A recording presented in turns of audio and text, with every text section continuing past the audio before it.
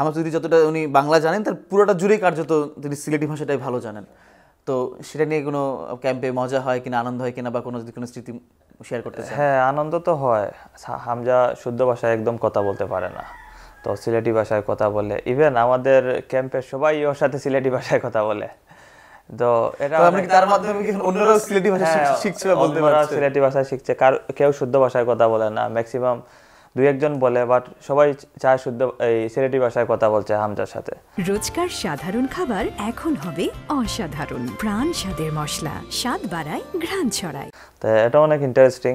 আর হামজা অনেক ফ্রেন্ডলি, ক্যাম্পে অনেক সবার সাথে অনেক friendly, A to Z, senior junior সবার সাথে অনেক ফ্রেন্ডলি, আর অনেক ভালো একটা ছেলে। তাজ একই টাইপের প্রশ্ন হামজাকে ঘিরে, কিন্তু আপনি ইয়াং প্লেয়ার, তো তার থেকে তো আসলে বাস্তব কথা হচ্ছে অনেক কিছু শেখার আছে, মাঠে বলেন, ফুটবল কালচার বলেন। তো সেক্ষেত্রে আপনি অ্যাজ এ ইয়াং তার কাছ থেকে কোনো স্পেশাল টিপস পাওয়া বা কোনো পরামর্শ, বা কেমন আপনার এক্সপিরিয়েন্সটা কি? উনি আসলে অনেক টপ লেভেলের প্লেয়ার, ওনার সাথে ক্যাম্প করতে পেরে অনেক গর্বিত বোধ করছি। ওনার একটা কথা আমার এটা মোটিভেট করছে।